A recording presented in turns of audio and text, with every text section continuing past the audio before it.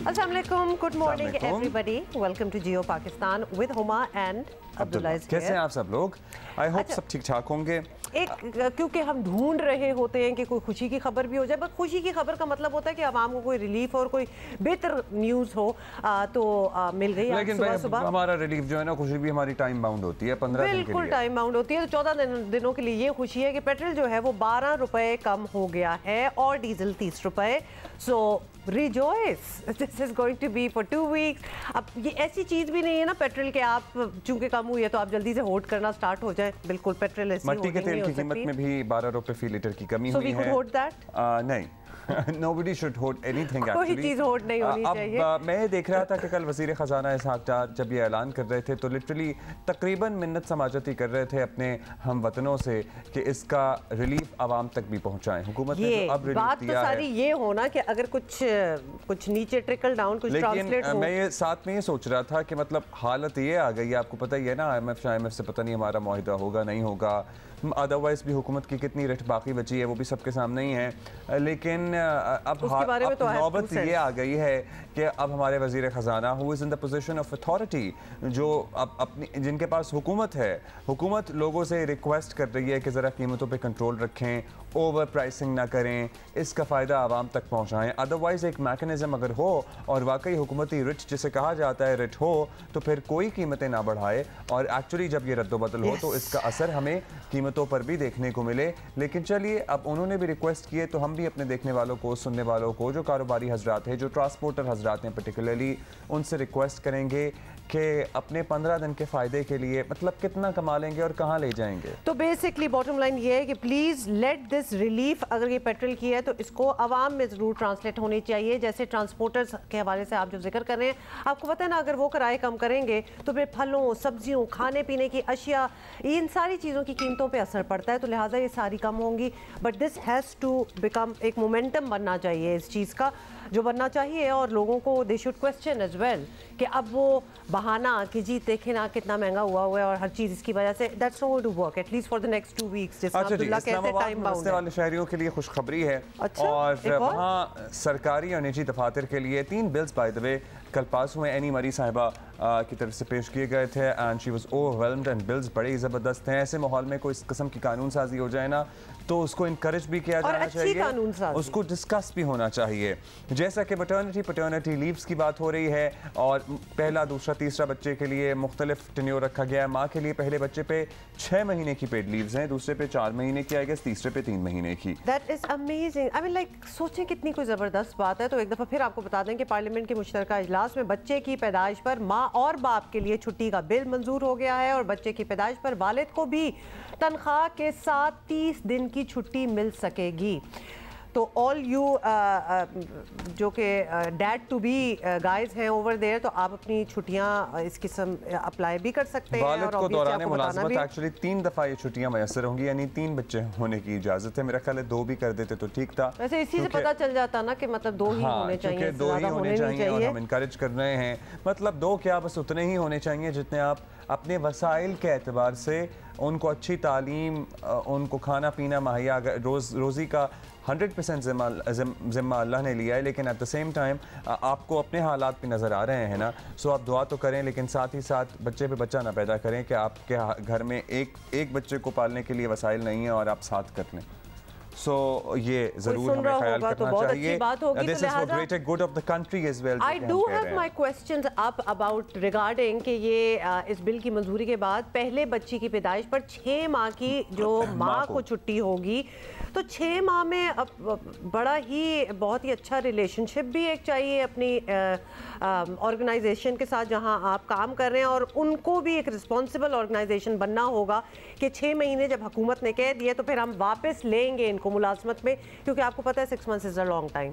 लोग रिप्लेस कर लेते हैं और उसके बाद फिर आपकी नौकरी चली जाती है। मजबूत होते हैं जहाँ एक्चुअली निज़ाम होता है, वहाँ होता भी है, वहाँ आप इस हालत में खवातीन को फायर कर ही नहीं सकते हैं। मतलब we are talking about any other country then Pakistan. By the way, अच्छा बाय द वे, ये जल्दी से ये बता दें कि इससे पहले बहुत ही लोग खुश हो जाएं। इतना खुश इसलिए ना हो क्योंकि इस बिल की हदूद जो है ना वो सिर्फ इस्लामाबाद है।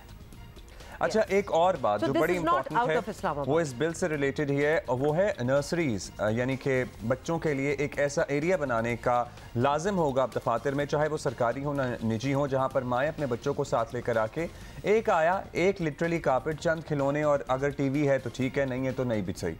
ये एक 6 बाय 6 का या 8 बाय 8 का कमरा अगर मैसर आ जाए ना, तो ये इतना मुश्किल काम नहीं था, इसके लिए कानून साजी करनी पड़ रही है। सरप्राइज्ड कि अभी तक नहीं है। आई मस्ट कन्फेस, मैंने कुछ इदारों में, कुछ ऑर्गेनाइजेशंस में, खासतौर पे अगर मल्टीनेशनल हो जाएं, तो उनमें ये देखा है कि उन्होंने एक क्रेश जो है वो बच्चों के लिए जगह बनाई होती है, आया वगैरह सब कुछ होता है, बट लिटरली अ हैंडफुल। मतलब क्यों नहीं है हमारे पास ऐसी, और ख़ास तौर पे ज़रूरत है भाई, इतनी वर्क फोर्स है, इतनी ख़वातीन है, बहुत सी तो इस वजह से बच्चे के बाद काम पे नहीं आ सकती, बिकॉज वो किधर लेके जाएंगे। सिंगल फादर्स भी होते हैं भाई the way, you know their fathers as well, the emergency for the working mothers as well, और क्योंकि रिस्पांसिबिलिटी भी तो माओ पे है ना, to take care of the kids। Literally अपने शायद हाँ एक दफ्तर में एक वालिद के साथ एक बच्चा रहता है, और वालिदैन की सेपरेशन हुई भी है, वो बच्चा सारा दिन यूं घूमता है। आपको ये मतलब केसेस भी नजर आएंगे, ये नजर भी आएंगे। So please all the organisation, सरकारी हो निजी हो, वफाक की तो हम बात कर रहे हैं, वहाँ तो ये कानून पास हो गया है, लेकिन सिंध, पंजाब, सबको ये कानून as soon as possible pass करना चाहिए। It is as important as having a toilet in your organisation, literally. Now is also another issue altogether. आपको पता है, खैर मैं टॉयलेट वाले पे बात नहीं करूंगी, क्योंकि बहुत सी ऑर्गेनाइजेशंस हैं, हमने खुद ऐसी ऑर्गेनाइजेशंस में काम किया हुआ है जहाँ टॉयलेट तो होता था, लेकिन टॉयलेट के नाम पे ही बस कि खाना पूरी करनी है, otherwise you would literally have to go somewhere else to use the washroom. तो ये भी देखा है, टॉयलेट भी अच्छे बना लें, इसके बारे में भी कानून साजी होनी चाहिए। अच्छा जी, है ना, कानून साजी होनी चाहिए टॉयलेट्स पे। लेकिन it was a strange site Abdullah, TV पे जब देखा जा रहा था ना, कि आपको पता ही है कि पीडीएम का एक वो जलसा भी था और बड़े भारी भरकम स्पीचेस भी, विल टॉक अबाउट दैट। लेकिन उससे पहले सुप्रीम कोर्ट के आगे ये करना था, ये लिए कुछ विजुअल्स भी आ गई Abdullah. It was so strange कि हम देख रहे थे सोटियाँ पकड़ी हुई, स्टिक्स पकड़ी हुई, हजारों की तादाद, हजारों तो चले सैकड़ों की तादाद में, हजारों भी थे, हजारों तो खैर बन ही गए थे, अल्टीमेटली तो लेकिन ये गेट फलांग के जाने हैं। You realise for people who are not familiar with this area, ये रेड जोन है इस्लामाबाद का, जहां सुप्रीम कोर्ट इज सिचुएटेड। वहां 144 का already it was put in practice, it was put in place. हमने कितनी बार, अब्दुल्ला देखो एक सेकंड, हमने कितनी बार देखा है कि इंटीरियर मिनिस्टर फौरन आ जाते हैं जब इस किस्म की कोई हरकत हो रही होती है इस्लामाबाद में, रेड जोन में, कंडेम करने के लिए कि हमको पकड़ लेंगे। इनके इर्द गिर्द बहुत से विटनेसेस ने कहा है कि पुलिस भी खड़ी थी, मतलब एक सिक्योरिटी भी प्रोवाइड हुई। ये जो नफाज इन्होंने किया हुआ था रेड जोन में दफा 144 का, उसे वापस लेते। जब आपने एक दफा नाफिज की हुई है, जहां 4 लोगों से ज्यादा इकट्ठे होने पे पाबंदी है, वहां आप हजारों का मजमा लेके आ रहे हैं, और वो लोग गेट फलांग फलाक कर रेड जोन में जो कॉर्डन ऑफ एरियाज हैं उसमें घुस रहे हैं। They are challenging the writ of the state. अगर 9 मई के बाद हम बाकी सारों पे तनकीद कर रहे हैं कि यहाँ लोग पहुंच गए और वहाँ ये मॉन्यूमेंट तोड़ दिया, तो यहाँ जी कोर कमांडर के घर में घुस गए, हजार चीजें और कंडेम किए जा रहे हैं, तो इसको भी कंडेम करो। How did you let this happen? वो आप और मैं कर रहे हैं ना बैठ के, वी आर टॉकिंग अबाउट हुकूमत क्यों नहीं कर रही? हुकूमत क्यों नहीं कर रही? मतलब आप ही ने 144 यहाँ लगाया है, 4 लोगों से ज्यादा लोग यहाँ जमा नहीं हो सकते, and you are just standing by and letting this happen। अच्छा मजाक है, certainly मजाक है, या तो हटा देते ये जो दफ़ा आपने लगाई हुई थी, वो उसका नफाज आप ख़त्म कर देते और उसके बाद ये करने देते। भाई हमने इजाज़त दे दी है, इजाज़त भी नहीं है लेकिन करने भी देंगे, और certainly कोई कार्रवाई भी नहीं होगी। खैर भाई, एक होता है ना कि एक वार्निंग ही दे दी जाती है, एक वार्निंग शॉट ही मारा देते हैं कि भाई डिस्पर्स करें लोग यहाँ से, बट नॉट एट ऑल। आराम से आए जी, आपने जो करना है। ये जब हमें डिफरेंस नजर आता है ना, लेकिन ये जरूर हमें यहाँ पे कहना चाहिए कि यहाँ पे लोग दरख्त नहीं जला रहे थे, जैसे कि इस्लामाबाद में अब्दुल्ला प्राइमेसी ऑफ है। इट इज तोड़ फोड़ पे तो हम बाद में आएंगे, जब इजाजत ही नहीं है आपको वहां आने की। तोड़ फोड़ पे तो हम बाद में पहुंचेंगे ना भाई, जब इजाजत ही नहीं है तुम आए क्यों हो? तो इस पे तो पकड़ होनी चाहिए थी। मतलब एटलीस्ट वो जो रेड जोन में गेट फैलाने वाले विजुअल्स हैं ना, they are quite disturbing, they were seen across the world. तो लिहाजा दोनों साइडों से हम उनको क्या रोके, इधर भी यही हो रहा है। अभी हम आगे बढ़े और ये बताएं आपको कि सुप्रीम कोर्ट पर इमरान खान की सहूलतकारी के इल्ज़ामात लगाती हुकूमती जमातों ने कल इस्लामाबाद में अदालत के सामने धरना दिया। PDM के सरबराह मौलाना फजलुर रहमान, मुस्लिम लीग नून के चीफ ऑर्गेनाइज़र मरीम नवाज़ ने धरने के शुरका से खिताब किया। बड़ा धुआंधार खिताब था उनका भी। सुप्रीम कोर्ट के फैसलों को गैर मुनसिफाना और जानिबदाराना करार दिया और ये इल्ज़ाम लगाया कि अदालतों से इमरान खान की सहूलतकारी हो रही है। शराफत से इस्तीफा दे दो और घर जाओ। इसके होते हुए पाकिस्तान के अंदर फ्री एंड फेयर इलेक्शन नहीं हो सकता। इलेक्शन होगा, अपने टाइम पे होगा, इंशाल्लाह तुम्हारे जाने के बाद होगा। किसी को ता हयात जमानत, किसी को ता हयात नाअहली। तुम्हें ये कौम बहुत बुरी तरह कटहरे में खड़ा करने वाली है। तुम्हें तो रेंजर्स का शुक्रिया अदा करना चाहिए। जो टांग तुम्हारी 6 महीने से ठीक नहीं हो रही, वो रेंजर्स ने 2 घंटे में ठीक कर दी। आवाम के इस समंदर को देख के खुशी हुई या नहीं हुई?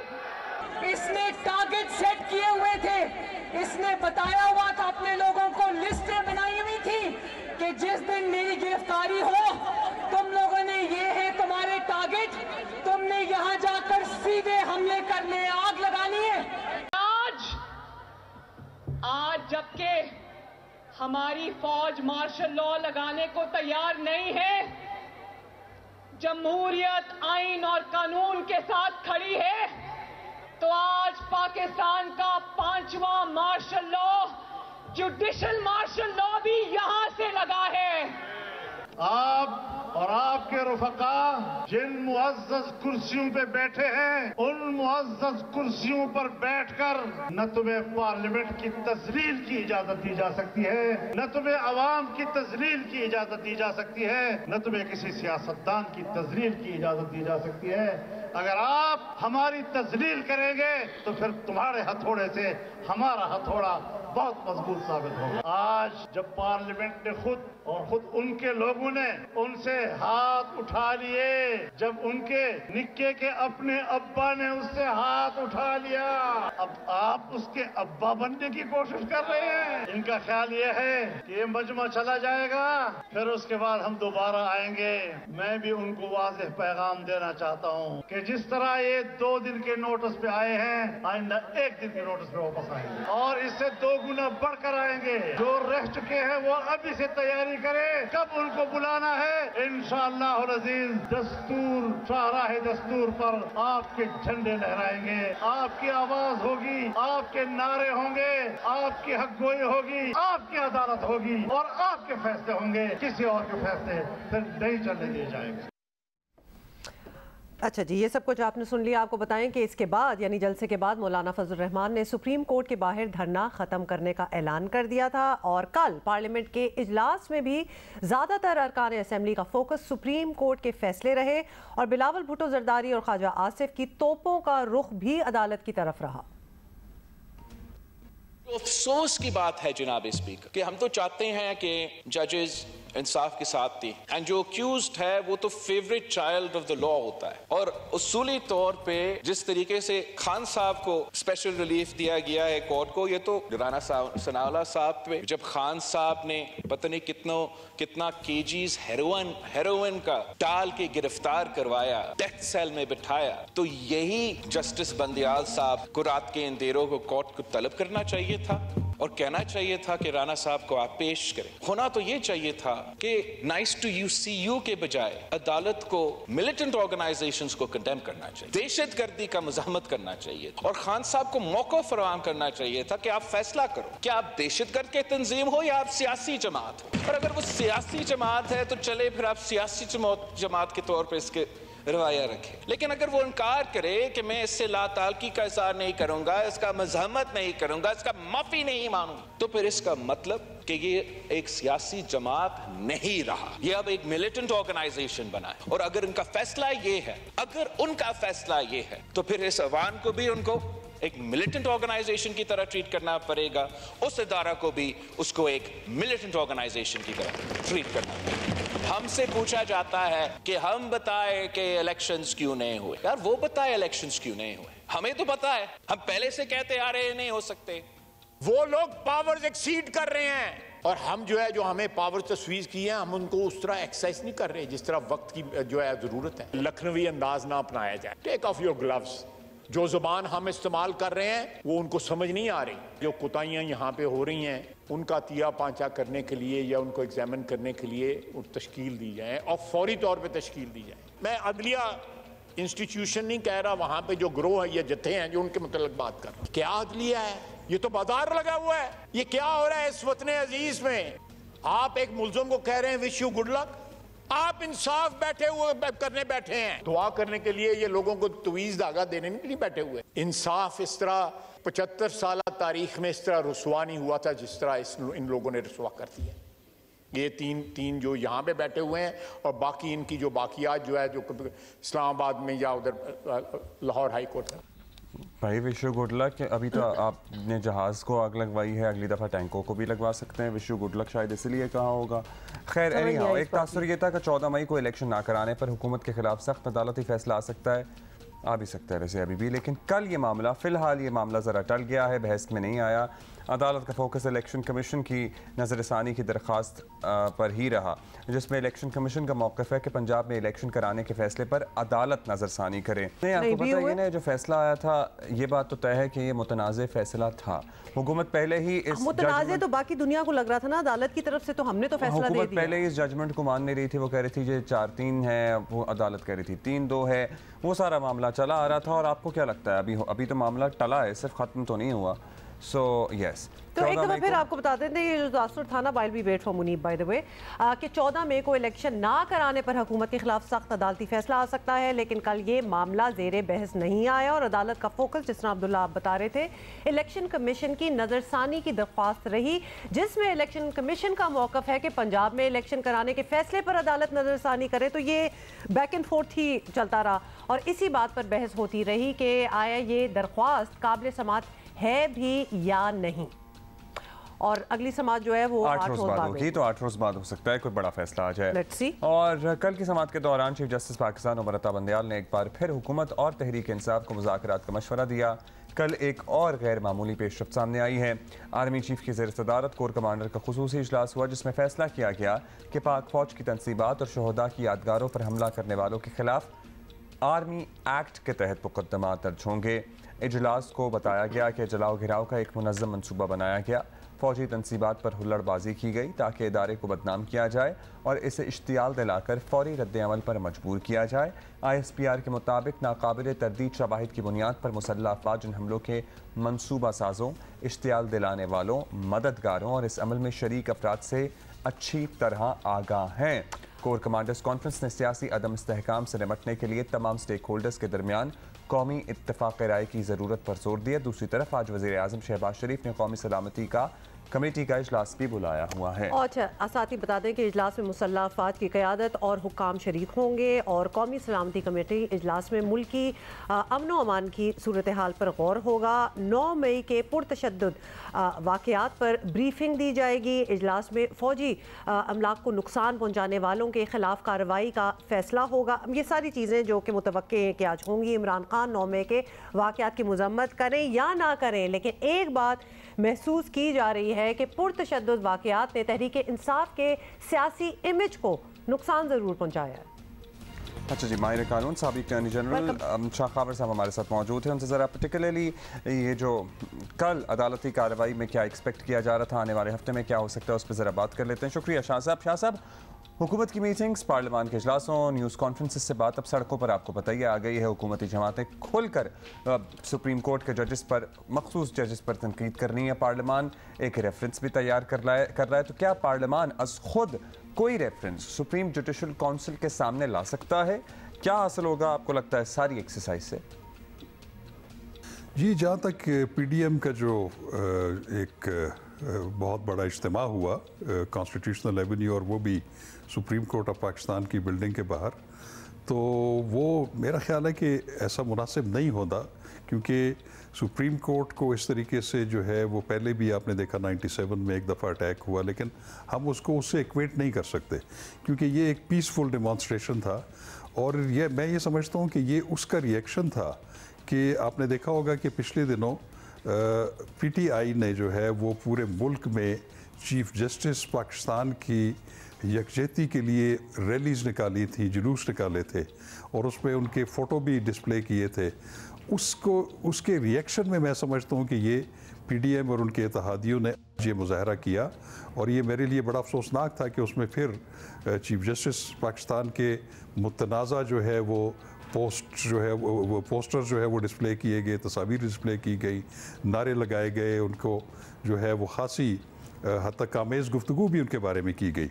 तो ये एक अफसोसनाक अमर ज़रूर है, लेकिन मैं ये समझता हूँ कि जब पीटीआई ने चीफ जस्टिस की सॉलिडेरिटी में जो जुलूस निकाले थे उससे सुप्रीम कोर्ट ऑफ पाकिस्तान को अपने आप को डिसएसोसिएट करना चाहिए था और उनको वाजे करना चाहिए था कि पॉलिटिकल पार्टीज़ जो हैं वो जजेस को या चीफ जस्टिस को जो है वो मुतनाज़ा ना बनाएं, अपने जलसे जुलूसों को जो है उसका हिस्सा ना बनाएं।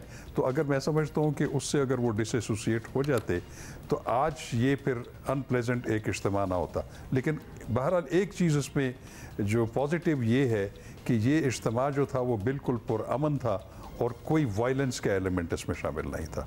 उससे डिसोसिएशन जहाँ तक चीफ जस्टिस पाकिस्तान के ख़िलाफ़ रेफरेंस लाने की बात है, वो तो पार्लियामेंट तो अपनी जगह पे वो तो कोई भी ला सकता है। एक आम शहरी जो है किसी भी सुपीरियर कोर्ट के जज के ख़िलाफ़ या चीफ जस्टिस के ख़िलाफ़ बिल्कुल सुप्रीम जुडिशल काउंसिल से रुजू कर सकता है, लेकिन वो किसी ठोस वजूहात की बुनियाद पर। उसकी वजह सिर्फ ये होनी चाहिए कि किसी जज ने जो है वो मिसकंडक्ट किया है अपने ओथ का या जो code of conduct supreme judicial council ने।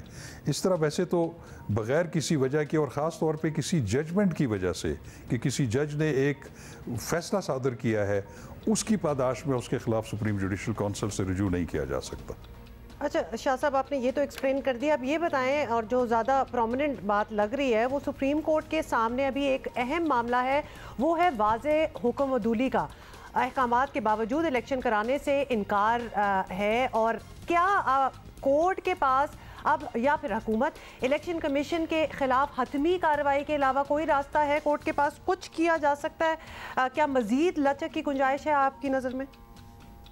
देखिए, ये जो कल जो सुप्रीम कोर्ट में जो समाअत हो रही थी इलेक्शन कमीशन के हवाले से, उनकी जो रिव्यू पिटिशन है, उसमें कुछ जो रिमार्क्स बेंच की तरफ से आए वो बड़े इंपॉर्टेंट थे। उसमें पीटीआई के वकील जो हैं वो भी सामने आए और उन्होंने उस पर अपना ये गुजारिश की कि आप जो है, चूँकि आपने हुक्म सादर किया था 14 मई को पंजाब असम्बली के इलेक्शंस करवाने का, उस पर अमल नहीं हुआ, तो उसके ऊपर जो है वो कोई कार्रवाई की जाए, क्योंकि आइन का ये मैंडेट है कि 90 दिन में इलेक्शन होना लाजमी है। तो उस पर जो मुअज़्ज़ज़ चीफ जस्टिस है उन्होंने कहा कि ठीक है, ये बिल्कुल आइन से इनहराफ ज़रूर है, लेकिन हमें आइन के अलावा दूसरी चीज़ों को भी देखना होगा। हमें ये भी देखना होगा कि पिछले 5-6 दिनों में जो वाक़यात हुए वो क्यों हुए, उसका भी हम जायज़ा ले रहे हैं।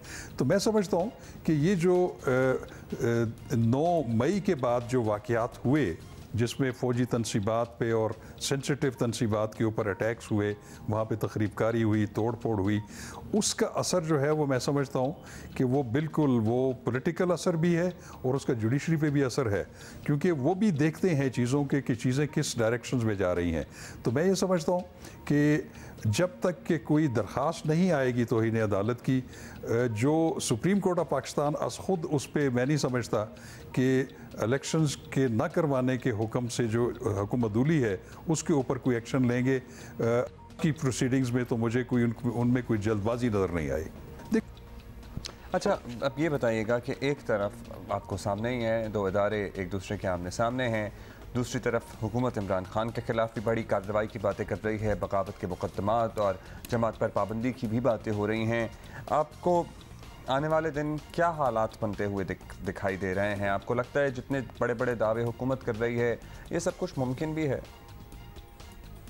देखिए, जो इस वक्त इदारे आमने सामने है वो एक अफसोसनाक सूरत हाल है। अभी आपने देखा है कि पार्लियामेंट जो है उसने एक बिल्कुल एक स्टांस लिया हुआ है सुपीरियर जुडिशरी के अगेंस्ट और ख़ास तौर पे सुप्रीम कोर्ट ऑफ पाकिस्तान के अगेंस्ट। ये भी एक ख़तरनाक और अफसोसनाक सूरत हाल है। लेकिन उसके साथ साथ दूसरा जो एक तनाव की कैफियत है वो पीटीआई जो है उन्होंने और ख़ास तौर पे उनकी लीडरशिप ने जो वाज़े तौर पे हरफ तनकीद का निशाना बना रहे हैं आर्मी की लीडरशिप के हवाले से उनका नाम लेके, तो उसको एज अ बैड टेस्ट लिया जा रहा है दूसरी तरफ से। तो एक टकराव की सूरत हाल वहाँ पे भी है। लेकिन उससे ज़्यादा जो मैं समझता हूँ कि जो कोर कमांडर्स मीटिंग हुई और उसके नतीजे में जो फैसले हुए कि जो फ़ौजी तनसीबात के ऊपर अटैक्स हुए, वहाँ पे जो कुछ हुआ उसको आर्मी एक्ट के तहत जो है प्रोसीड किया जाएगा। ये मैं समझता हूँ कि ये एक इंतहाई कदम है जो कि पाकिस्तान आर्मी के कोर कमांडर्स ने इसको फ़ैसला किया है और उसकी बड़ी इम्प्लिकेशंस होंगी। और इससे ये समझा जाता है कि जो कोर कमांडर्स मीटिंग में इन तमाम चीज़ों को जो है वो इंतहाई नापसंदीदगी की नज़र से देखा गया है और उन्होंने एक तासुर दिया है कि जो आर्म्ड फोर्सेस हैं उनके रैंक्स एंड फाइल्स में बिल्कुल यकजहती और इत्तेहाद मौजूद है और वो हर उस एक्शन के ख़िलाफ़ जो है वो डट जाएंगे जो कि आर्मी के अंदर फूट डलवाने या उनके रैक एंड फाइल्स के अंदर जो है वो किसी किस्म की डिवीज़न की कोशिश करेंगे।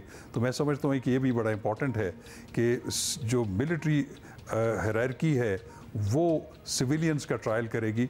तो ये इससे ये भी एक चीज़ साबित होती है कि शायद वो ये महसूस करते हैं कि जो सिविलियन साइड्स की कोर्ट्स हैं वो मुलजिमों के साथ जो है वो रियायत बरतती हैं, तो लिहाजा उनका ट्रायल जो है वो फील्ड जनरल कोर्ट मार्शल में किया जाए। अहम नुकता है। बहुत शुक्रिया आपका शाह खावर साहब हमारे साथ मौजूद थे।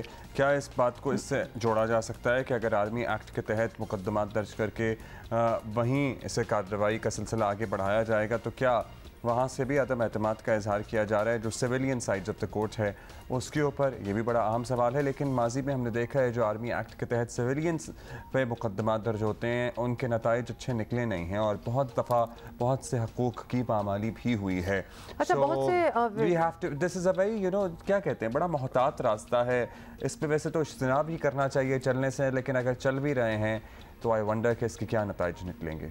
अच्छा, बहुत से अगर सोशल मीडिया देखा जाए, if that is anything to go by, तो बहुत से अरेस्ट जो हुए आफ्टर 9 मई, मतलब ऑब्वियसली जो कि बहुत चार्ज क्राउड था और जो कि इन द एक्ट वीडियोस वगैरह में पकड़े भी गए, उनको तो पकड़ लेना एक दूसरी बात है, लेकिन a lot of the people claim कि पीसफुल प्रोटेस्टर्स को भी राउंड अप किया गया who just happen to be there, लेकिन they were not actually doing anything। ये बड़ा डेलिकेट मामला हो जाता है। बिल्कुल ऐसा होता है जब इस तरह का केओस और इस तरह का मॉब और इस तरह की वायलेशन होती है, जब आप अल्लाह माफ़ करे मुबैना तौर पर, आपको पता ही है ना, मुबैना तौर पर इमरान खान साहब के फैमिली मेम्बर्स से ही मंसूब किया जा रहा है उस शख्स को भी जो वहाँ कोर कमांडर हाउस से हमारे फ़ौजी अफसरान की वर्दियाँ लेकर आकर उठा के बाहर सड़कों पर उनको मजाक और उड़ा रहे थे उनके और भद उड़ा रहे थे। तो वो भी क्या एजेंट थे, जैसे कि इमरान खान साहब कह रहे हैं ये सारे तो एजेंट थे? This thoroughly needs to be investigated because दूसरी साइड तो बिल्कुल कह रही है कि हम में से तो ये कोई था ही नहीं, बल्कि कल आपको पता है लोगों ने।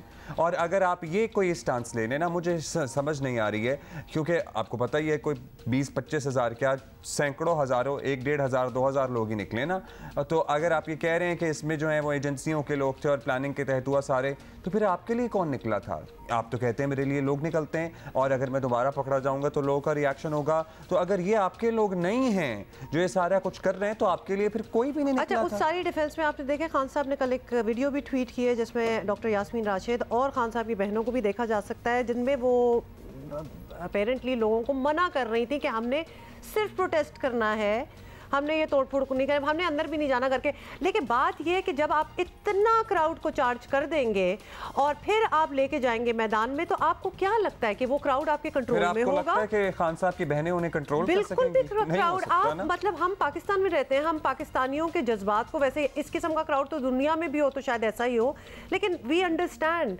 तो लिहाजा be very careful, this is for future सारों के लिए कि जब आप एक क्राउड को कंट्रोल नहीं कर सकते ना, तो प्लीज़ उसको ना लेके जाएं कहीं बाहर, ना रिस्पॉन्सिबिलिटी लें कि हम मैनेज कर लेंगे, क्योंकि क्लियरली आप नहीं कर सकते। अच्छा जी, एशिया कप की बात करते हैं और पहले ज़रा इसकी बैकग्राउंड अगर आप भूल गए तो याद दिला दें आपको कि पाकिस्तान की जानिब से कई माकूल तजावीज़ जो हैं और लचक दिखाने के बावजूद इंडिया हर मुमकिन एशिया कप की मेज़बानी पाकिस्तान से छीनने के दर पर है। स्केड्यूल के मुताबिक एशिया कप पाकिस्तान की मेज़बानी में सितंबर में होना था, मगर इंडिया ऑब्वियसली आपको पता है बीच में दीवार बनकर खड़ा है और ना सिर्फ वो खुद पाकिस्तान पाकिस्तान टीम भेजने से इनकार कर रहा है, बल्कि एशिया कप किसी और जगह कराने के लिए लॉबिंग भी कर रहा है। Chairman PCB management committee Najam Sethi ने बताया कि उन्होंने दुबई में एसीसी ओहदेदारान से मुलाकात में हाइब्रिड मॉडल की तजवीज़ पेश की है। अच्छा, वो मामला हाइब्रिड मॉडल पता है क्या है कि 4 ये फैजान से पूछ लेते हैं, हमारे साथी हैं फैजान लाखानी, वो हमें ज्वाइन कर रहे हैं, सीनियर स्पोर्ट्स जर्नलिस्ट हैं। Faizan, thank you for being with अस। फैजान, ये जो हाइब्रिड मॉडल दिया है ना नजम सेठी साहब ने जाके एसीसी में, मुझे तो टू बी ऑनेस्ट वो भी कोई खास नहीं लग रहा। वाई ओनली उन्होंने ये सजेस्ट किए कि 4 मैचेस पाकिस्तान में हो जाए, बाकी एक न्यूट्रल वेन्यू जो कि ऑब्वियसली दुबई बनेगा। भाई हमने मेजबानी करनी थी, हम क्यों गिव इन कर रहे हैं? और 2 मरहलों वाली बात ही हो रही है। फैजान जरा तफसील दे दें इसकी, क्या एग्जैक्टली उन्होंने सजेस्ट किया?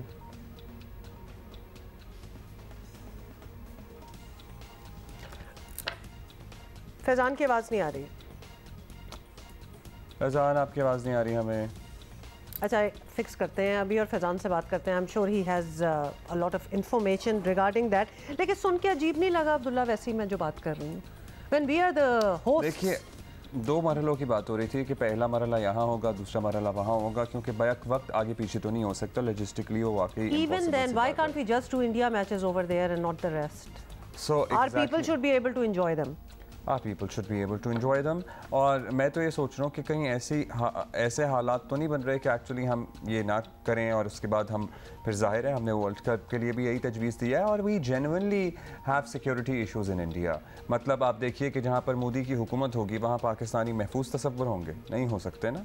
अभी हमारे वज़ीर ख़ारिजा गए थे और उनके जाने के बाद किस किस्म के भोंडे बयानात उनके हम भारतीय हमनसब दे रहे थे, तो हम क्या अपनी क्रिकेट टीम को ऐसे उठा के देखिए, सिक्योरिटी ऑब्वियसली प्राइमरी चीज़ है, लेकिन मुझे तो इस बात पे ही तकलीफ है कि तुम लोग आना नहीं चाहते और हम ज़रूर आएँ।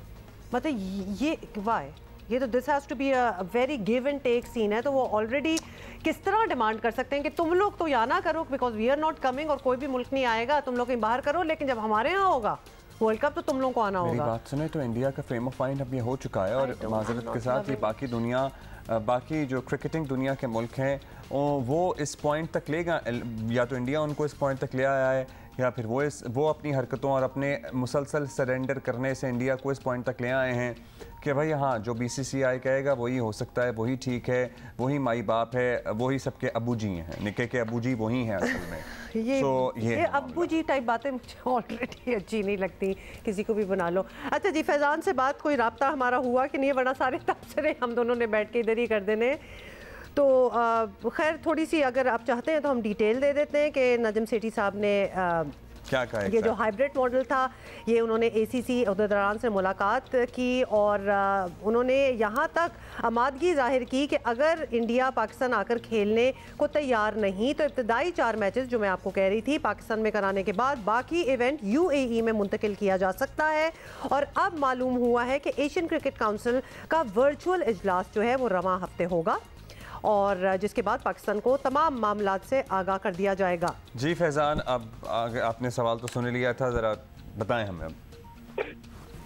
जी देखिए, ये मसला जो आप पहले बात कर रहे थे हाइब्रिड मॉडल का, उसमें दरअसल प्रॉब्लम ये है कि और कोई वे आउट यहाँ पाकिस्तान या दीगर पूरी कम्युनिटी के पास नहीं, क्योंकि इंडिया पॉलिटिकल ग्राउंड्स की बुनियाद पर पॉलिटिक्स का होस्टेज बनाते हुए स्पोर्ट्स को पाकिस्तान आने से इनकार कर रहा है। तो इसमें नजम सेठी ने कहा कि यार इस तरह तो नहीं चल सकता कि पाकिस्तान इंडिया ना आए, इंडिया पाकिस्तान ना जाए, तो ये चीजें हो नहीं सकती। तो उन्होंने कहा कोई ना कोई एक वे आउट तो निकालना था। तो उन्होंने ये तजवीज दी कि इंडिया के जो मैचेस हैं वो एक न्यूट्रल वेन्यू पर हो जाए। उन्होंने इस हद तक ये कह लें कि एक नरमी लचक दिखा दी कि चले पाकिस्तान और इंडिया का अगर फाइनल होता है तो वो भी हम न्यूट्रल वेन्यू पर खेल लेते हैं, लेकिन ये सिर्फ एशिया कप की हद तक महदूद नहीं रहेगा ये हाइब्रिड मॉडल। ये नजम सेठी ने वाज़ेह कर दिया, अगर इंडिया हाइब्रिड मॉडल के तहत एशिया कप में पार्टिसिपेट करता है तो फिर पाकिस्तान वर्ल्ड कप में भी हाइब्रिड मॉडल के तहत ही पार्टिसिपेट करेगा। इंडिया जाके पाकिस्तान वर्ल्ड कप के मैचेस नहीं खेलेगा, पाकिस्तान उसी सूरत में इंडिया जाके वर्ल्ड कप के मैचेस खेलेगा जब इंडिया पाकिस्तान आकर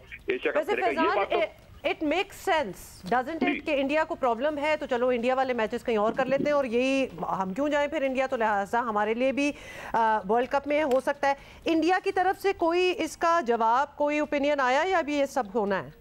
देखिए बराह रास्त तो कोई इंडिया की तरफ से ओपिनियन नहीं है, बट जिस तरह इंडियन मीडिया पिछले जब से नजम सेठी ने मुसलसल ये back to back Indian media को और इंटरनेशनल मीडिया को इंटरव्यूज देना शुरू किए, तो उसके बाद इंडियन मीडिया में जो रिएक्शन आ रहा है, तो अब इंडिया पहली बार पाकिस्तान क्रिकेट बोर्ड के स्टैंड को देखकर परेशान नजर आ रहा है। और वो मुख्तलिफ तरह की ये कह है कि उनकी बातों में अब लग रहा है कि वो थोड़े से इस बात में परेशानी का शिकार है कि अगर पाकिस्तान नहीं आया वर्ल्ड कप में तो फिर उसका क्या असर होगा। देखिए पाकिस्तान इस वक्त भी दुनिया की दूसरी सेकंड पोजीशन की ओडीआई रैंक टीम है, तो आप पाकिस्तान को इग्नोर नहीं कर सकते वर्ल्ड कप में या किसी और इवेंट में। तो पाकिस्तान क्रिकेट को अगर आप आइसोलेट करने की बात करेंगे तो इंटरनेशनल क्रिकेट पाकिस्तान क्रिकेट बगैर सर्वाइव नहीं कर पाएगी। तो बीसीसीआई को और या इंडिया को अब इस बात का शायद जिस तरह प्रेशर डालने की कोशिश की है नजम सेठी ने और काफी हद तक उसमें कामयाब हुए हैं, तो आई होप कि अगले 48 घंटों में एशिया कप और वर्ल्ड कप का कोई सॉल्यूशन सामने आ जाएगा। बहुत शुक्रिया, thank you. So let's see, Najam Sethi वैसे उनकी खासी प्रेजेंस है आजकल भारतीय टीवी चैनल्स पर और वो पाकिस्तान के मौक़िफ़ को भरपूर अंदाज में पेश कर रहे हैं और उसका नतीजा ये निकल रहा है कि ज़रा भारतीय हुकूमत थोड़ी सी बौखलाहट का शिकार नजर आ रही है और एक्चुअली उन्हें थोड़ी थरथली पड़ी। पहले तो चिल से बैठे हुए थे ना, मुझे लगता है ये फेयर प्रोपोजिशन है। हाँ, this is quite fair proposition। और इसमें भी हम ही ज्यादा लचक दिखा रहे हैं और इससे ज्यादा क्या करेंगे। कल आपको पता ही है पीडीएम की जमातों ने रेड जोन में एक बड़ा पावर शो किया, बहुत सी धुआंधार तकारीर भी हुई, बहुत से ताने तिशने भी हमने उसमें सुने। आज नेशनल सिक्योरिटी कमेटी की मीटिंग है जिसमें अस्करी क़यादत, सियासी क़यादत सर जोड़ कर बैठेगी। कल ISPR की तरफ से भी कोर कमांडर्स कॉन्फ्रेंस के बारे में पूरी प्रेस रिलीज जारी की गई जिसमें बताया गया कि अब आर्मी एक्ट के तहत भी मुकदमात दर्ज किए जा सकते हैं, जो हम इससे पहले भी बात कर चुके हैं कि वैसे तो इज्तनाब ही बरतना चाहिए सिविलियंस को इस तरह से ट्रायल करने पे, लेकिन बड़ा मोहतात तरीके से इस रास्ते पर चलना होगा। मुनीफ फारूक हमारे साथ मौजूद हैं, सीनियर तज्ज़ियाकार हैं, माहिर कानून हैं। मुनीफ, सबसे पहले तो हम अदालती कार्रवाई की बात कर लेते हैं। कल जब अदालती कार्रवाई हुई उसके बाद एक हफ्ते की तारीख पड़ गई है, क्या हम सब क्या एक्सपेक्ट कर रहे थे? हम तो एक्सपेक्ट कर रहे थे शायद अदालत जो है हुकूमत को आड़े हाथों लेगी, वज़ीर आज़म को बुलाएगी। एटलीस्ट पाकिस्तान तहरीक इंसाफ तो यही श्योर थी कि भाई अब तो बस ये होने ही वाले हैं, कल ही हो जाएंगे नाअहल वज़ीर आज़म। लेकिन अदालत थोड़ी सी सॉफ्ट ही नजर आई वैसे ऑन दिस पॉइंट। बहुत शुक्रिया और अब्दुल्ला। देखिए कल बुनियादी तौर पर तो जो केस था वो इलेक्शन कमीशन ऑफ पाकिस्तान की रिव्यू पिटीशन लगी हुई थी। अब रिव्यू के अंदर जो इलेक्शन कमीशन ने कहा है और उन्होंने ओरिजिनल जो ऑर्डर था सुप्रीम कोर्ट का उसे असेल किया और कहा है कि आपके पास इख्तियार नहीं था जो आपने दिया। इसी के ऊपर फिर सुप्रीम कोर्ट ने कहा कि ये जो आपने कहा है ये आपने अपनी पहली जो मामला थे उनके अंदर रेज नहीं किया था। बहरहाल अदालत ने कहा कि हम इसको जरूर सुनेंगे। लेकिन कल जो मेरे लिए और आपके लिए भी यकीनी तौर पर जो बड़ी हैरान कुन बात थी वो चीफ जस्टिस साहब के वो ऑब्जर्वेशन थी जो उन्होंने कल दी। उन्होंने कल कहा कि हमने आइन को नहीं हालात को भी देखना है, सिर्फ आइन को नहीं हालात को भी देखना है। जी, तो मुझे जंग लगी हो तो फिर आइन कहीं, बिल्कुल जंग का भी उन्होंने तस्करा किया सारा कुछ। और जो मुल्क के अंदर पोलराइजेशन थी और जो तनाव की कैफियत थी वो कोई ज़ाहिरी बात है उसका जो टेस्टमेंट है वो हमारे सामने आया है कि सरकारी और फौजी अमलाक जल गई। लेकिन ये खिंचाव तनाव तो पहले भी मौजूद था, लेकिन चीफ जस्टिस साहब की तरफ को मुतअद्दिद दफा इसकी तरफ उनकी तवज्जो दिलाई गई लेकिन उन्होंने इसको लिफ्ट नहीं करवाई। अब मुझे फरमा रहे हैं क्योंकि आइन तो आज भी मौजूद है ना, 90 दिन की जो बात है वो तो आइन में लिखी पड़ी है। साहब तो वो अमलाक जलने के बाद और वो सारी तोड़फोड़ के बाद भी गुड लक और वेलकम करते रहे हैं, तो अचानक से कल क्या हुआ फिर? बस वो कल मेरे ख्याल में चीफ जस्टिस साहब को ये तो खैर बुनियादी तौर पे बता सकते हैं कि उनको क्या दिमागी लहर आई कि उन्होंने जो कल फरमाया है। लेकिन अब कम से कम उन्हें एक रियलिटी चेक जरूर मिला है कि मुल्क के अंदर किस कदर तनाव मौजूद है और किस कदर मामला जो है वो खत्म हो चुके हैं। तो खतरे की जो बात थी हुकूमत के लिए, हम भी हेडलाइनें चला रहे थे, सब कह रहे थे हुकूमत के लिए खतरे की घड़ी अब शुरू होना चाहती है। अभी कितने दिन मामला टला रह सकता है?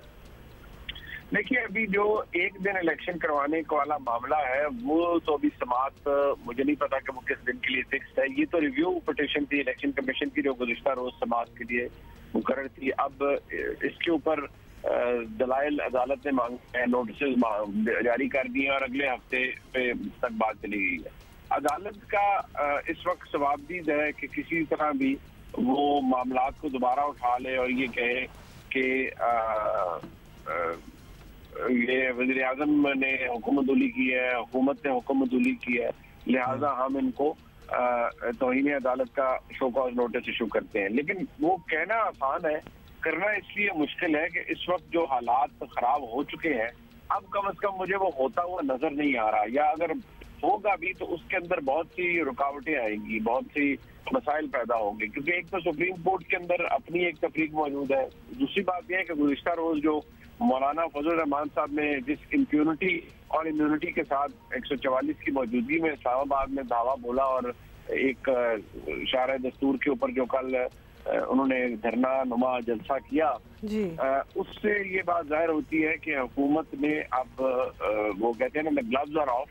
और कल जो गुफ्तगू ख्वाजा आसिफ साहब ने फरमाई पार्लियामान के अंदर, मतलब उन्होंने 3 जज साहबान को 3 मस्किटियर्स कह दिया, यहाँ तक कह दिया कि जो फ्रॉडियर को गुड लक बोले वो खुद भी ऐसे ही होते हैं। मतलब इस टाइप की गुफ्तगू तक basically Munib, everything literally is out in the open now. पहले तो जरा छुपा लेते थे, बड़े डिस्क्रीटली बहुत सी चीज़ें कह देते थे, you know, between the lines. देखिए अब तो इट्स ऑल आउट। और ख़ास तौर पे आपने बड़ी अच्छी तरह पॉइंट आउट किया है, जो पीडीएम का कल पावर शो था, डिस्पाइट 144 वहाँ 144 लगी हो, जहाँ 4 लोग जमा नहीं हो सकते, वहाँ मौलाना फजल रहमान के जो पार्टी के कारकुन हैं वो फलांग के गेट को with sticks in hands, hundreds and thousands in number वो आ रहे हैं और कोई रोकथाम नहीं है।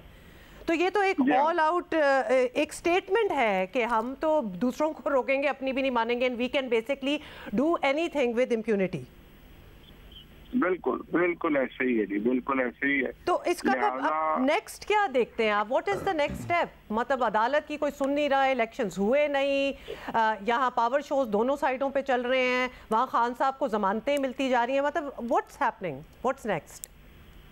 देखिए इस वक्त जो हालात है वो बड़ी अनयूजुअल है और वन कैन नॉट प्रेडिक्ट। हाँ, जो हम प्रेडिक्ट कर सकते हैं वो मसाइल हैं, जिन शदीद मसाइल का शिकार है पाकिस्तान तहरीक इंसाफ और इमरान खान साहब इन पर्टिकुलर। और जो इमरान खान साहब का टायरेड है अगेंस्ट द एस्टेब्लिशमेंट, वो खत्म होने को नहीं आ रहा। उनको लगता है कि वो इस तरह से असर्ट करेंगे और अपनी मामलात जो है वो सुधार लेंगे। जो कल अफवाज पाकिस्तान की तरफ से स्टेटमेंट आया है, प्रेस रिलीज आई है, वो बड़ी क्लियर है, बड़ी जारहाना है। उसमें no nonsense will be tolerated वाला माहौल बनाया गया है और बता दिया गया है बाकायदा तौर पर कि अब कोई नॉनसेंस टॉलरेट नहीं की जाएगी। शुक्रिया आपका मुनीब फारूक साहब हमारे साथ मौजूद है। Good day Munib. हम ये सारे हंगामे का जिक्र कर ही रहे हैं और हंगामे से हमें याद आता है कि जिस दिन ये हंगामा शुरू हुआ था उस दिन पूरे मुल्क में इंटरनेट सर्विस मुअत्तल हो गई थी, हमारी IT इंडस्ट्री का बेड़ा गर्क हुआ। लिटरली कल 7 दिन बाद हमारी सोशल मीडिया नेटवर्क्स जो हैं वो प्रॉपर तरीके से चलना शुरू हुए हैं। परसों तक ट्विटर यूट्यूब नहीं चल रहा था। बच्चे आपको हमें पता है कि बच्चों को नहीं स्क्रीन टाइम कराना चाहिए, लेकिन हमारे बच्चे हैं एडिक्टेड और हमें पागल किया हुआ था उन्होंने। स्क्रीन टाइम आपको पता है, बच्चों की पढ़ाइयाँ अब तो आधे से ज़्यादा रिसर्चेस तो ऑनलाइन होती हैं, एग्जाम्स हो रहे हैं, a lot has to be online. तो इस दुनिया में, इस ज़माने में अगर इंटरनेट को बंद कर देना फॉर दिस रीज़न, और दुनिया में कहाँ होता है? अच्छा जी, तो ये सारा कुछ भी हुआ और VPN जो कि गैर कानूनी है तकरीबन, जो कि नहीं इस्तेमाल करना चाहिए, वज़ीर समेत प्राइम मिनिस्टर तक उसके तहत ही ट्वीट कर रहे होंगे ना, वज़ीर आज़म खुद इस्तेमाल कर रहे थे VPN, वरना वो अमीनुल हक साहब वज़ीर IT हमारे साथ मौजूद, उनसे ज़रा सबसे पहले ये जानते हैं। अमीन साहब बहुत शुक्रिया आपका। अमीन साहब, इब्तदाई 3 दिनों का जो हमारे पास एक एस्टिमेटेड फिगर है ना, वो यही है कि 2 अरब 46 करोड़ का IT सेक्टर को नुकसान उठाना पड़ा है। मतलब दिस इज़ ह्यूज। आपसे मशवरा किया गया था ये करने से पहले, या आपकी अपनी कोई आवाज़ थी कि भाई शुरू से ब्लैंकेट बैन ना लगाओ, जिस तरह बाद में सोशल मीडिया नेटवर्क्स पे लगाया था वो ही कर लें इनिशियली भी, लेकिन आप लोगों ने तो सब बंद कर दिया था? अब्दुल्ला, बिल्कुल आपकी बात मैं 100% इत्तेफाक करता हूँ कि जिसे कहते हैं कि सोशल मीडिया पे पाबंदी मसाइल का हल नहीं है। बिल्कुल यू आर करेक्ट।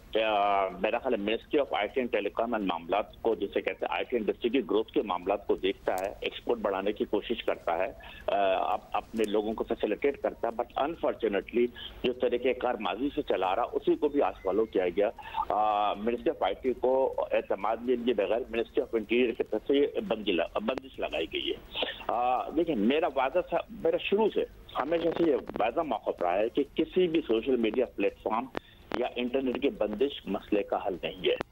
इससे न सिर्फ क्या इनफरादी इज्तिमाई नुकसान के अलावा मुतल्लका इंडस्ट्रीज को भी नाकाबिल तलाफी नुकसान पहुंचता है। And I do agree with you कि यस, पाकिस्तान की जो मुतल्लका IT इंडस्ट्रीज का अरबों रुपए का नुकसान हुआ है, जबकि इससे पाकिस्तान का जो सॉफ्ट इमेज है बैरूनी दुनिया में ये भी मुतासर होता है। इंटरनेशनल वेबसाइटों पे जो पाकिस्तान में काम तफवीज़ करती हैं वहाँ बैनर लगे हुए थे कि पाकिस्तान को काम ना दें, क्योंकि जिस मुल्क में आप काम देने के लोगों को कोशिश कर रहे हैं वहाँ इंटरनेट सर्विस मुतासर है। हमारी क्या इज्जत रह गई है? और अमीनुल हक साहब, ये बात 1-2 दिन या 1-2 घंटे की भी बात नहीं है, ये 6 दिन ये पाबंदी रही है, ऑलमोस्ट अ वीक। बिल्कुल आप सही कह रही है कि तकरीबन 9 फरवरी के मगरिब की रात को ये मगरिब के वक्त मेरा ख्याल है कि बंदिश की गई थी। लेकिन क्या था कि हमने हर मौके पे हर जगह पे मिनिस्ट्री ऑफ IT ने अपना वादा मौक़िफ़ लिया। हमारी पॉलिसी है, हमारी पॉलिसी है कि मिनिस्ट्री ऑफ IT ऐसी किसी भी पाबंदी के खिलाफ है जिससे तरक्की का अमल रुकता हो। आपको याद होगा अब्दुल्ला 2012-13 पाकिस्तान में यूट्यूब 1 साल के लिए नहीं 2 साल के लिए बंद रहा। उसके बाद हम पिछली हुकूमत में आते आपके चैनल पर मैं आ चुका हूँ, उस पर डिस्कस भी कर चुका था। पहले PUBG को बंद कर दिया गया, PUBG से फारिग हुए, बड़े मुश्किल से जब उसकी पाबंदी खत्म की तो उस वक्त हमारे खान साहब ने टिकटॉक को बंद कर दिया और 1 दफा नहीं 2 दफा बंद किया, उसको उस मसले को हल कराया। और अभी आपको याद होगा कि आज से गालिबन 1.5 महीना पहले all of a sudden we came to learn कि विकीपीडिया को बंद कर दिया गया। आप सबने देखा अब्दुल्ला, आप इसे गवाह हो कि मैंने 24 घंटे के अंदर अंदर विकीपीडिया को खुलवाया और प्राइम मिनिस्टर ने कमेटी भी बनाई, उस कमेटी के तवज्जो से। बट अनफॉर्चुनेटली ये जो इवेंट हुआ है इसके 2 अलग अलग मेरा ख्याल तरीके से मैं इसको देखते।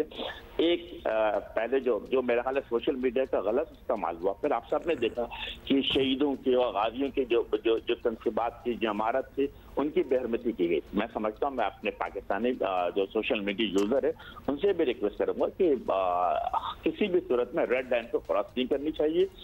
होना क्या चाहिए कि अपने मुख्तसर हालत। अच्छा अमीन साहब, हम इस बात से बहुत आगे चले गए हैं कि किसी जी बिल्कुल, ये हम थोड़ा सा विद ड्यू रिस्पेक्ट और हमने ये विटनेस भी कर ली है, हम इस बात से बहुत आगे चले गए हैं कि किसी को ये करना नहीं चाहिए regardless of internet being there. Social media है नहीं है, लोगों को राब्ता करने का, people did what they had to do. तो ये तो सारी चीज हुई है, ऊपर आप ये कह रहे हैं कि आपकी कोई से भी नहीं थी इस चीज को बंद करने में। सारे क्यों सफर करें अगर आपको किसी चीज पे एतराज है? इंडिया ने कितने ट्विटर हैंडल बैन कराए हैं। दूसरी बात, इसकी वजह से ये हुआ अमीनुल हक साहब के VPN जो कि इलीगल है वो बड़ी अच्छी तरह एक्टिव हो गया पूरे मुल्क में। आपको पता है जब VPN यूज किया जाता है तो बहुत सी रिस्ट्रिक्टेड साइट्स, जो बैंड साइट्स होती हैं, ऑब्जेक्शनेबल साइट्स होती हैं, वो बिल्कुल सामने आ जाती है। मतलब वजीर आजम खुद VPN के थ्रू ही ट्वीट कर रहे होंगे ना जब पूरे मुल्क में नहीं हो रहा। तो हमने एक चीज को बंद करके जो गलत था, हमने VPN को एक्टिव कर दिया। होमा, 2 चीजें आपने सवाल पूछी। सबसे पहले मेरा ख्याल बाकी क्लियरिफाई हो जाए कि PTA जो है जो पिछले 2017 से मिनिस्ट्री ऑफ IT से निकालकर कैबिनेट सेक्रेटरीट को दे दिया गया है, अब एक इंडिपेंडेंट अदारा के तौर पर काम करता है। इसलिए इसके ऊपर मिनिस्ट्री ऑफ IT का कोई अमल दखल नहीं है। तमाम वेबसाइट को रोकने में, इंटरनेट को रोकने में उनके वो मिनिस्ट्री ऑफ इंटीरियर से डायरेक्ट जिसे कहते हैं अहकामात लेते हैं, नंबर 1। तो दूसरी बात आप बिल्कुल दुरुस्त फरमा रही है कि VPN मसले का हल नहीं है, हमें ब्रॉड माइंड होना पड़ेगा। आज भी मैंने जो पिछले 2-3 दिनों में मैंने अपने साथी वज़रा के साथ मिलकर कोशिश की है कि मुस्तक़बिल करीब में किसी भी सूरत में ना सिर्फ किसी सोशल मीडिया साइट्स को बल्कि किसी भी सूरत में ब्लैंकेट के तौर पर इंटरनेट सर्विसेज को बंद ना किया जाए। अब मेरा ख्याल है दुनिया तरक्की कर रही है, मॉडर्न टेक्नोलॉजी आती चली जा रही है। अगर किसी जगह पे कोई इवेंट इंसिडेंट होता है तो मेरा ख्याल है कि हमें उस जैसे मखसूस इलाके के अंदर, मखसूस सब डिवीजन के अंदर, मखसूस मोहल्ले के अंदर इंटरनेट को बंद इफ सम इवेंट और इंसिडेंट हैपेंड देन उसके बाद बंद किया जा सकता है, वरना ब्लैंकेट के तौर पर टोटल अनएक्सेप्टेबल है। न सिर्फ ये कि पाकिस्तान का सॉफ्ट इमेज खराब हुआ बल्कि मैं समझता हूँ कि IT इंडस्ट्री को अरबों रुपए का नुकसान हुआ। मैं आपके चैनल के तवज्जुह से ये बात को वादा ऐलान करता हूँ कि यस, मिनिस्ट्री ऑफ IT का मौक़िफ़ भी और मेरी MK पाकिस्तान का भी मौक़िफ़ है कि हम अपने IT इंडस्ट्री के साथ खड़े, अपने अवाम के साथ खड़े और तो उनके नुकसान का इजाला करने के लिए आपको वज़ीर आज़म से बात करेंगे? किस्म की पाबंदी नहीं होनी चाहिए। उनके नुकसान का इजाला करने के लिए कोई प्लान है आपके जहन में? एक कुछ हो भी सकता है कि दूसरा ये कि आइंदा अभी आप आके मजम्मत कर रहे हैं, बड़ी अच्छी बात है, हम एहतराम करते हैं आपकी राय का कि आप मजम्मत कर रहे हैं। आइंदा ये ऐसा ना करें, इसके लिए आप क्या कर लेंगे ये बता दीजिए। Sir with due respect again, जब ये बंद हो जाता है ना पूरा इंटरनेट पूरे मुल्क में, फिर हम आप लोगों को इनवाइट करते हैं, कोई बात करने को भी नहीं आता, कुछ समझ ही नहीं आ रही होती कि ये कितने अरसे तक चलेगा, क्यों हुआ है। देखिए, मेरा ख्याल है कि बिल्कुल अब्दुल्ला आपकी पहली बात थी कि यस, आईटी इंडस्ट्री को मैक्सिमम तरीके से फैसिलिटेट करने की हर इम्कान कोशिश की जाएगी through FBR, state bank of Pakistan, जो आईटी इंडस्ट्री की जो बड़ी ऑर्गेनाइजेशन है पाशा, वो मेरे साथ मुकम्मल टच में, और उनकी भी कोशिशें काफी शामिल रही हैं, उनकी आरा भी शामिल रही है, और हमारी कोशिश हुई कि जहां जहां पर उनको फैसिलिटेट कर सकते हैं बिल्कुल करें। दूसरी बात जो है कि मुस्तकबिल करीब में इस तरह बंद नहीं होनी चाहिए। मैं सिर्फ आपको मिसाल दी विकीपीडिया की, 24 बंद होने पे तमाम चैनल पे आकर मैंने मुखालफत की, पार्लियामेंट में मुखालफत की, और 24 घंटे पे प्राइम मिनिस्टर ने कमेटी बनाई और हमने मेक श्योर किया है कि आइंदा इस तरह के वाक़यात ना हो। बट अगेन मैं समझता हूँ कि ये एक बड़ी जैसे कहते हैं कि जो सिचुएशन पैदा हुई थी, बड़ी हौलनाक सिचुएशन पैदा हो गई थी, लेकिन इवन देन मैं समझता हूं कि किसी भी सूरत में मिनिस्टर ऑफ आईटी के पॉलिसी के तहत कि बंद नहीं होनी चाहिए, इंटरनेट को ब्लैंकेट बंद नहीं होनी चाहिए, और हमेशा जहां जहां जिस फोरम पे कंसर्न क्वार्टर के साथ जहां जहां बात करनी होगी, मुखालफत करनी होगी, मेरा ख्याल है कि as a minister of IT and telecom मैं लाजमी तौर पे कोशिश करता रहूंगा कि आइंदा मुस्तकबिल करीब में इस तरह अच्छा, अमीनुल हक साहब जी इस दौरान थोड़ी जोरदार करनी पड़ेगी, सिर्फ मजम्मतों से काम तो चलेगा नहीं आइंदा के लिए। अपना भी अमीनुल हक साहब व्यू पता चल गया कि आप खुद भी इस बारे में खुश नहीं थे ज्यादा। ये इस दौरान आपने क्या वजीर आजम को ये बात बताई थी कि ये नहीं बंद होना चाहिए, या फिर ये जो वीपीएन इस्तेमाल हो रहा है, या फिर आपने वजीर आजम से खुद पूछा था कि आप भी वीपीएन इस्तेमाल कर रहे हैं, या फिर जो नुकसान बचाने के लिए आपने ये सारा कुछ किया है उससे कई गुना ज्यादा नुकसान हुआ है? ये सारी बात आपकी वजीर आजम से हुई थी? जो मुतल्लिका हकाम से हुआ, हमने बला जैसे कहते झिझक और बड़े दबंग तरीके से उनसे गुफ्तगू की, और आपने देखा होगा कि आज से 3 दिन पहले सूरत हाल में बेहतरी आई थी, चीजें इंटरनेट चलना शुरू हो गया था, तमाम शहरों में 3G 4G चलना शुरू हो गया था। जुमे की रात सर हमने मुसलसल इसको फॉलो अप करते रहे, और अल्हम्दुलिल्लाह कल जैसे कहते हैं कि तमाम चीजों पे कल शाम गए, तमाम चीजों पे पाबंदी खत्म हो गई थी। मैं यकीनन तौर पर आपके चैनल के तवज्जुह से बिल्कुल लाउड एंड क्लियर मीडिया पे आके ऐलान करता हूँ कि मुस्तकबिल करीब में हासिल इम्कान कोशिश होगी कि इस तरह के इवेंट और इंसिडेंट रिपीट ना हो। बस चलें ठीक है कि आप जो है अपनी इस कोशिश में कामयाब भी हों, और अगर आपकी कोई नहीं सुनता तो आप मतलब कोई कहें कि जी I will step down something like that. Aminul Haq साहब आपको शुक्रिया, और क्योंकि अब यहाँ पे आके ठीक है, बड़े अच्छी बात है कि आपने मजम्मत की है, आपने खुलकर इस पर तनकीद की है, लेकिन एट द सेम टाइम आइंदा के लिए आप उन्हें समझाने की तो कोशिश करें कि जो नुकसान जिस नुकसान के अंदेशे में आप ये बंद कर रहे हैं उससे कई गुना ज्यादा नुकसान इस मुल्क का हो रहा है। ये बंद करके बैकड्रॉप में इसलिए जाना चाहूंगी, and this is just a statement not a question, कि इतने महंगे फोन्स, इतने ज्यादा टैक्सेस पाकिस्तान में जो देने पड़ते हैं, दुनिया में कहीं इस तरह नहीं है, वो फिर भी पाकिस्तानी इसको दे देते हैं बिकॉज दे नीड दैट। सारी टेक्नोलॉजी भी चाहिए, उनके बिजनेसेस उस पर चल रहे हैं। अब वरना तो आपको मुल्क का हाल पता ही है, मतलब 1-2 नौकरियां तो इंसान को 3-4 भी करनी पड़ती हैं, तो a lot of things are online. तो वो ही रास्ता अगर बंद हो जाए तो आगे क्या रह जाएगा?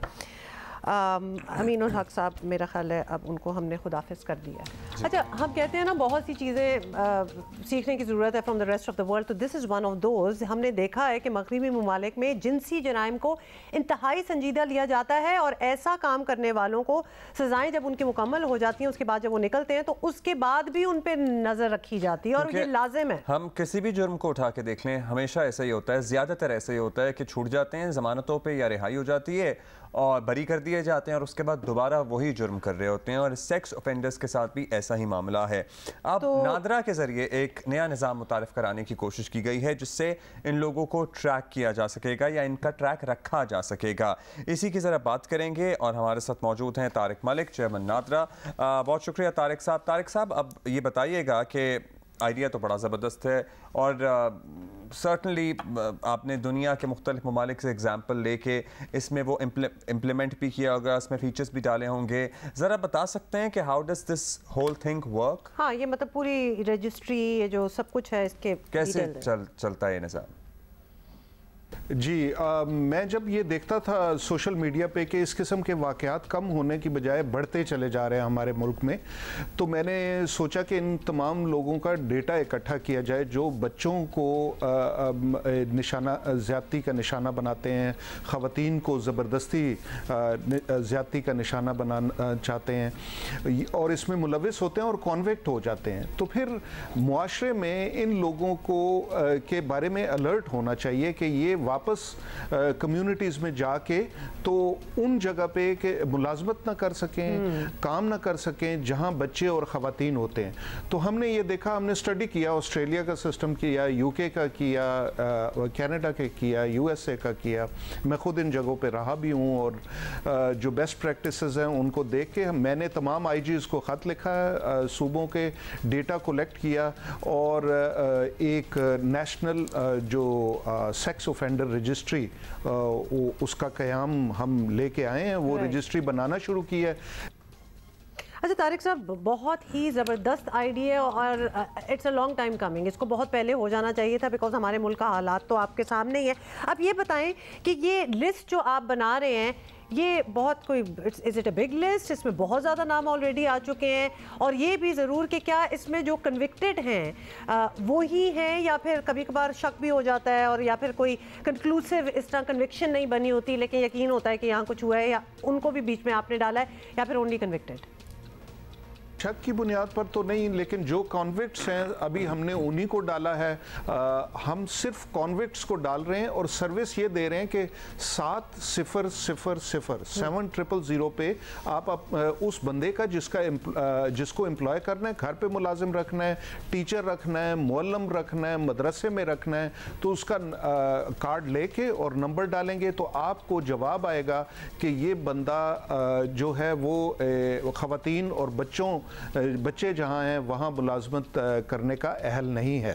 तो एक खबरदार का मैसेज जो है वो जाएगा। अच्छा, ये वही है तारिक साहब, हमें ज़रा कंफर्म कर दीजिएगा जिनको सज़ा हो चुकी है, अपनी सज़ा काट के बाहर निकले हैं और ज़ाहिर है फिर माशरे का दोबारा से फ़ाल हिस्सा बनना है तो नौकरी वगैरह भी ढूंढेंगे, तो बड़ा तो ज़रूरी है एम्प्लॉयर्स के लिए भी पर्टिकुलरली टू चेक कि वो किसको नौकरी पे रखने लगे हैं। बच्चे होते हैं, अगर आप कम्युनिटी में भी रह रहे हैं, आपको मोहल्ले में भी रह रहे हैं, उसके लिए भी ज़रूरी है कि नया बंदा कौन सा आके रहना शुरू कंफर्म कर दें कि कॉन्विक्ट्स का डेटा ही हमें फराहम करेगा, और दूसरा ये आप चूँकि मौजूद ही हैं, आपके सर नादरा सेंटर्स के बाहर अभी भी मील लंबी कतारें होती हैं। उस दिन नाज़िमाबाद मेगा सेंटर के बाहर से गुजरने का इत्तफाक हुआ, 2 किलोमीटर लंबी लाइन थी। आपने इस सिलसिले में इसको सॉल्व करने के लिए एक ऑनलाइन पोर्टल बनाया था, वो क्या पता नहीं है लोगों को कि उससे क्या क्या हो सकता है? ज़रा वो भी बता दें साथ में, ताकि लोगों को लाइनों में शदीद गर्मी में खड़ा ना होना पड़े। पाक आईडी हमने लॉन्च की और पाकिस्तान दुनिया का पहला मुल्क बन गया कि जिसने अपने नेशनल आईडी प्रोग्राम पे कॉन्टैक्टलेस बायोमेट्रिक वेरिफिकेशन जो है वो इंट्रोड्यूस कराई है, और यही इसके साथ साथ इंटेलिजेंट डॉक्यूमेंट रिकॉग्निशन सिस्टम भी है। जो कॉन्टैक्टलेस बायोमेट्रिक्स वेरिफिकेशन है वो ये है कि कैमरे से जो सेल फोन का कैमरा है उससे आप उंगलियों के निशानों को वेरीफाई करते हैं और अपनी तस्वीर लें, और पूरी एप्लीकेशन नादरा का जो पूरा ऑफिस है वो हम अपने फ़ोन पे ले आए, और उसी में बिल्ट इन है इंटेलिजेंट डॉक्यूमेंट रिकॉग्निशन सिस्टम के वो देखेगा कि जो डॉक्यूमेंट अपलोड कर रहे हैं क्या ये बर्थ सर्टिफिकेट है भी या नहीं, क्या ये टेस्लन कार्ड है, क्या ये स्मार्ट कार्ड है, क्या ये मैरिज सर्टिफिकेट है। तो इसमें तमाम वो ट्रांजैक्शंस जो आईडी कार्ड की हैं, एड्रेस चेंज कराना है वो हो जाएगा, नया आईडी कार्ड बनाना है, रिन्यूअल आईडी कार्ड का करना है, वो तमाम जो है फैमिली रजिस्ट्रेशन सर्टिफिकेट बनाना है, ये तमाम अवेलेबल होंगे। गूगल पे जाके या एंड्रॉयड पे डाउनलोड करें, और आजकल के हालात में अगर आप नहीं जा सकते, all you need is a phone and a wifi connection. चलिए ठीक है, ये बाय द वे ये पाक आईडी वाली आप जो बात कर रहे हैं इससे तो मैंने भी फ़ायदा उठाया हुआ है, और ये ऑनलाइन ही आप बायोमेट्रिक कर सकते हैं, so it actually works because I have done it too. आगे के क्या प्लान्स हैं, क्या क्या करना है? क्योंकि रजिस्ट्री वाला जो आपने सेक्स ऑफेंडर्स की, कॉन्विक्ट्स की आपने रजिस्ट्री की है, ये ज़बरदस्त आइडिया है। बाय द वे ये भी बता दें कि अगर आपके घर कोई एम्प्लॉयमेंट वगैरह हो, this is for the people who are watching, तो आप उनका ID card, you just want to check background, तो उनके आईडी कार्ड का नंबर आप अपने फ़ोन में SMS कर सकते हैं 27000, और वहाँ से आपको आ जाएगा, जवाब आ जाएगा कि वेदर केसेस हुए कि नहीं है। ये बहुत, ये मैं तो कहती हूँ एग्जिस्टिंग भी जो स्टाफ है है या फिर किसी के बारे में आपके एम्प्लॉयज़ हैं, आपने पता करवाना है तो ये आप करें। तारिक साहब, फाइनली और क्या प्लान्स हैं, क्योंकि ये बड़ी अच्छी कुछ अचीवमेंट्स आप लोग कर रहे हैं, कुछ अच्छी चीज़ें जो होनी भी चाहिए, अ लॉन्ग टाइम कमिंग। आगे का प्लान ये है कि नेक्स्ट टाइम जब कराची आऊँगा तो हम यहाँ बहुत यंग एंटरप्रेन्योर्स हैं, पूरे पाकिस्तान में हैं, तो हम एक प्लेटफॉर्म रोल आउट करने जा रहे हैं, उसका नाम है निशान पाकिस्तान। उसमें तमाम APIs हैं, जो लोग नया एप्लीकेशन प्रोटोकॉल इंटरफेस होता है कि जिससे आपने आइडेंटिटी की वेरिफिकेशन करनी है, मसलन करीम वाला है तो ड्राइवर को ये होना चाहिए कि जो बंदा मेरे टैक्सी में बैठेगा या गाड़ी में बैठेगा वो ट्रस्टवर्दी है, और जो पैसेंजर है उसको पता होना चाहिए कि मैं इस ड्राइवर के साथ सफ़र कर सकता हूँ, कर सकती हूँ। तो नादरा एक आइडेंटिटी लेयर, वो ट्रस्ट फ्रेमवर्क प्रोवाइड करने जा रहा है, और तो ये इस किस्म की जितनी भी सर्विसेज यंग एंटरप्रेन्योर्स डेवलप करेंगे, हम उनके लिए वो प्लेटफॉर्म खोलेंगे। ये बड़ा रेवोल्यूशनरी है, and I think by the end of this month.